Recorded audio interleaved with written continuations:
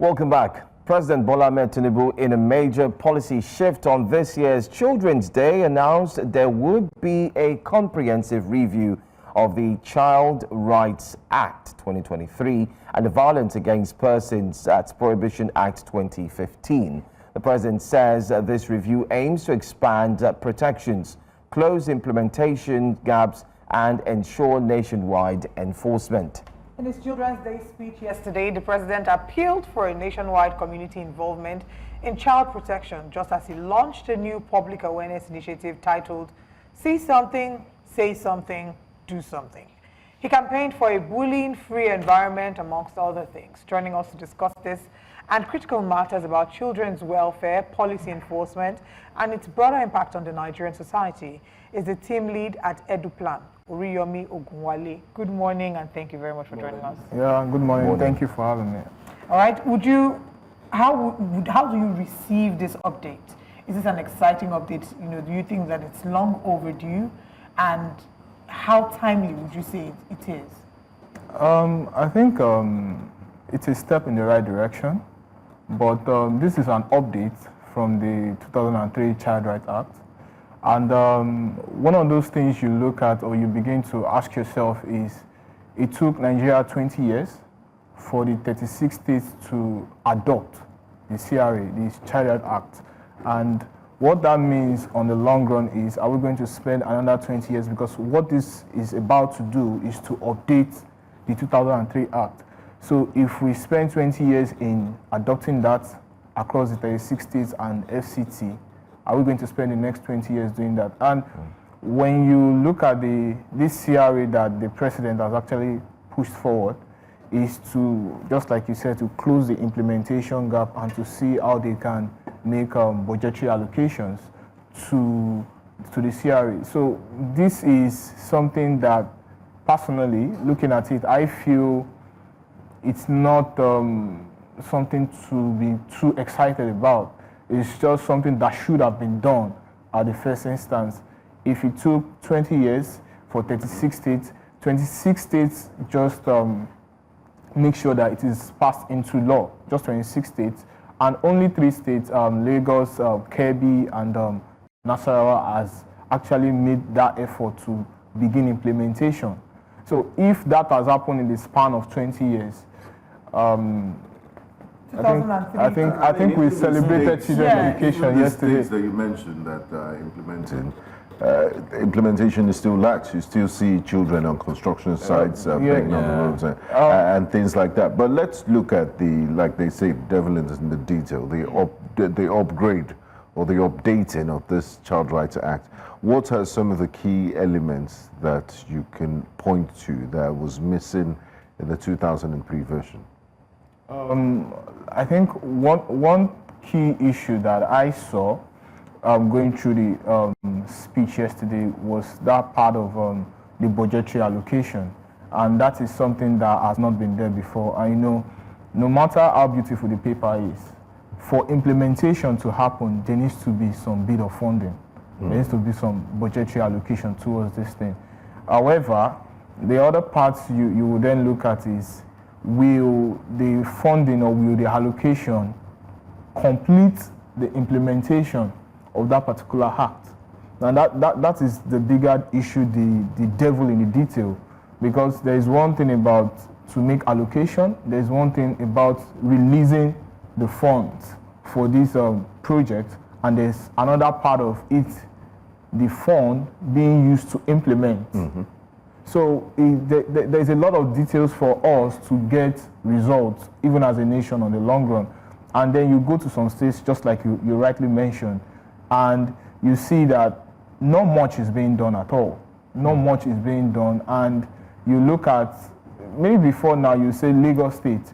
When you look at the Child Rights Act, you talk about juvenile homes, you talk about correctional centers, you talk about having safe spaces for kids who maybe they are hawking. You can actually have a policy where you take them to be properly attended to while their parents come around, and you ask questions about why is this child on the street. But just like I said, just 3 states out of 36 and the FCT so far have started a process of making sure that these children have attention. And we now have an update. Let's see, is there a policy backing from the federal government, from the president, to say, now this time around, we want states to take the next step, maybe as advocates to now say, okay, the president has said we want to do this. What is your state allocating towards child protection in your state? So that when we have that, that then helps us to say this is the progress we have made so far, and we don't spend another 20 years dancing around this again. That's a good one. That's a good one. I like how you broke that down. And I also like the fact that you've mentioned implementation. Also under the Child Act, there's also an elephant in the room that is often disguised or often, shoved aside, and that's got to do with the prohibition of child marriage. We've seen this not being often discussed, and when it shows it rears its ugly head, there's a segment of individuals or Nigerians who would always push it to a certain class of persons or states, but we forget that it is a country as a whole. How do you think this part of the Child's Act can be further, enhanced, talked about, and do you think it should also be highlighted and looked into, especially with a review from the president? And in order to address that, I think looking at the update yesterday from the president, one of those key that is very, very important. You cannot build a nation without involving citizens, without involving communities, without involving the leaders. And the president can stay in Aso Rock in Abuja and give his own policy, to make his own speech, to make his own statement. You still need to go back to the communities and say to them, this is what we want to do. You can get their feedback. And I think for me, like the Child Rights Act being for a review, now that a review is about to start, they need to go back to the communities. This is what we want to achieve. How do we achieve this? And because if the community leaders, if the traditional leaders don't adopt this, it's not going to pass any reading. And case in point is Kano State, where it was passed at the House and it was taken to the governor's office for accent. And then there was a protest. In some parts of the state, there was a protest. People protested against something to protect children. Exactly. So the Child Rights Act was passed by the House. So it's sent to the governor for accent.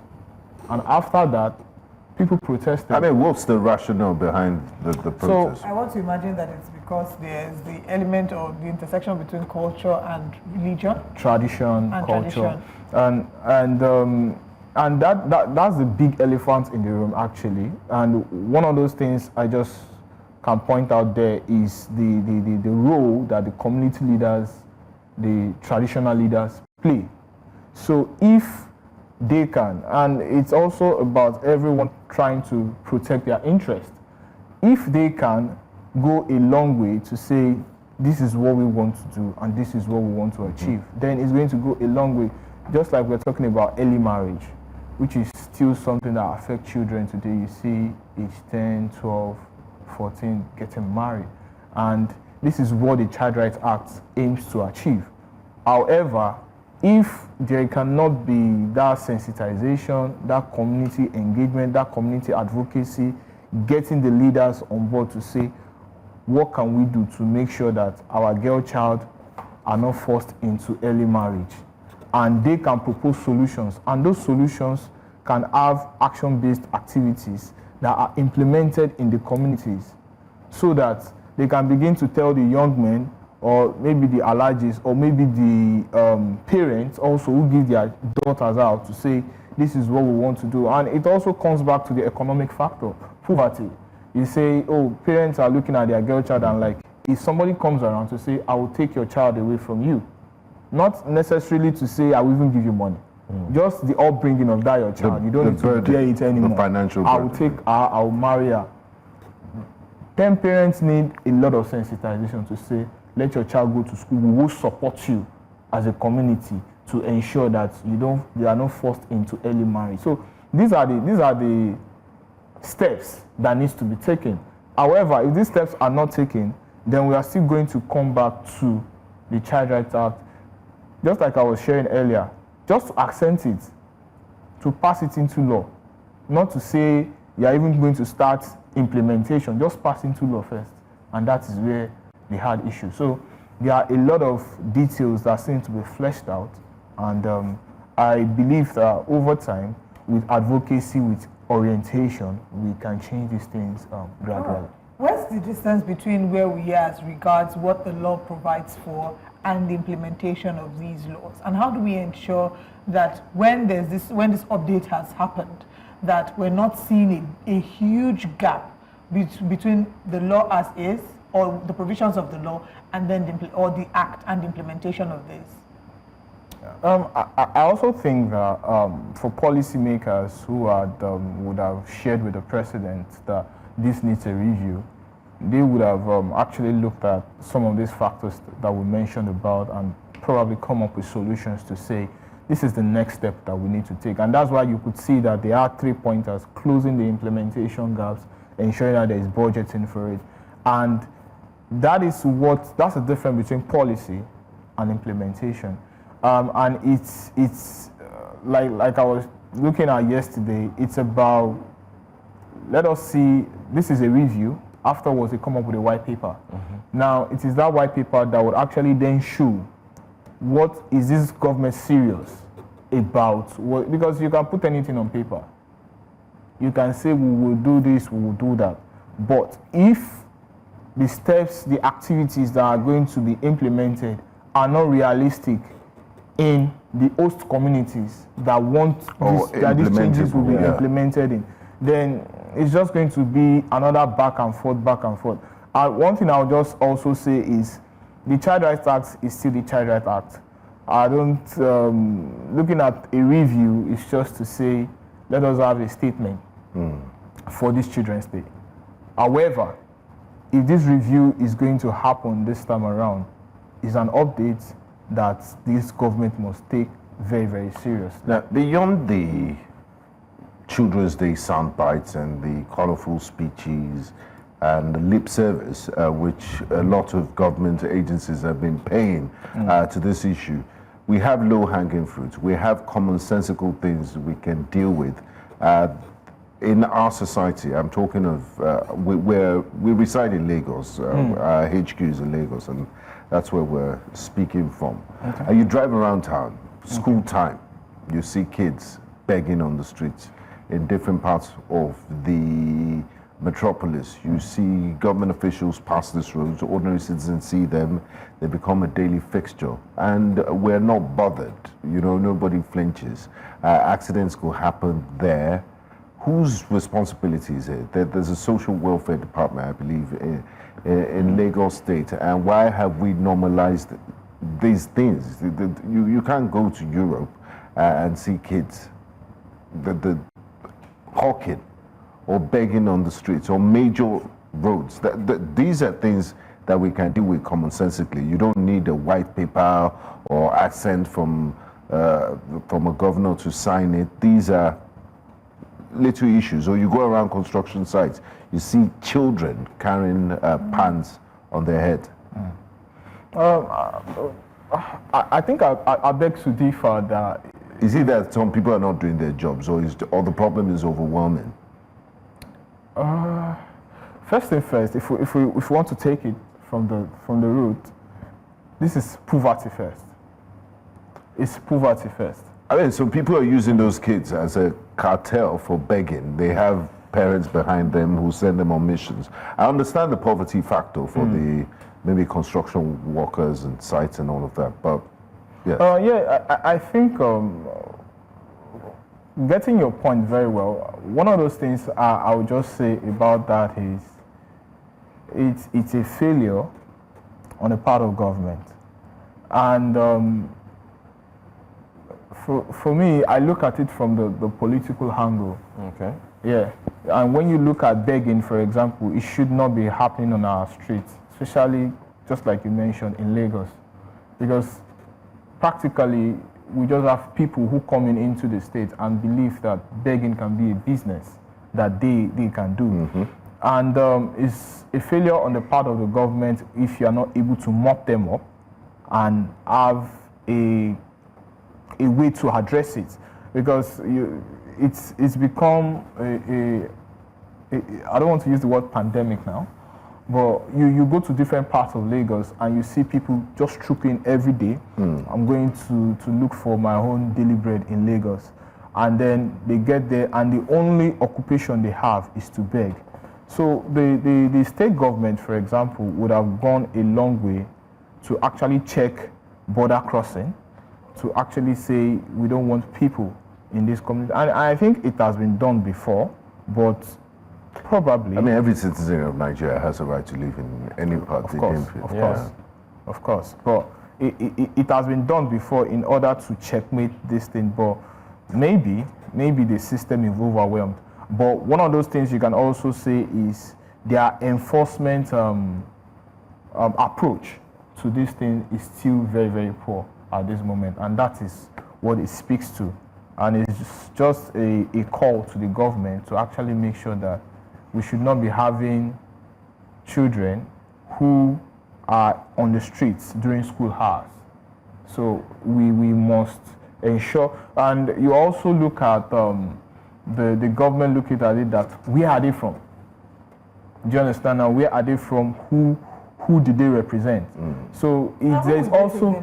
Because if we decide now, which I think is very important, to clear these children off the streets, where are we taking them to?